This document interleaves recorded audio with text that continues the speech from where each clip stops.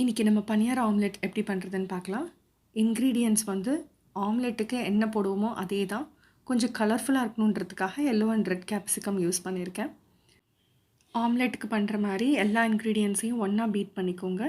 ஒரு சின்ன குழி கரண்டி போட்டுக்கோங்க. அப்போ தான் நம்ம அள்ளி ஊற்றுறதுக்கு வசதியாக இருக்கும். இப்போ பனியார பேனை சூடு பண்ணிடலாம்.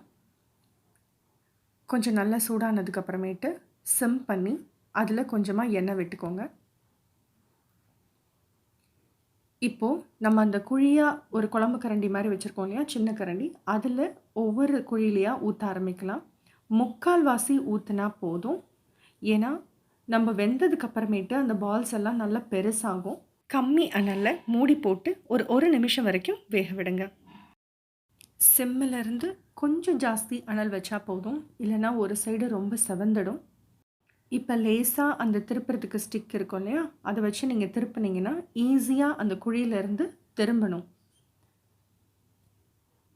மேலே கொஞ்சம் குழக்குழன்னு இருந்ததுன்னா அவசரப்பட்டு திருப்பாதீங்க, கொஞ்சம் லேட்டாக திருப்புங்க. நீங்கள் ஃபஸ்ட் டைம் திருப்பும்போது கொஞ்சம் ஷேப்பு டிஃப்ரெண்ட்டாக வந்ததுனாவோ கொஞ்சம் கலைஞ்சு வந்ததுனாலோ கவலையே படாதீங்க.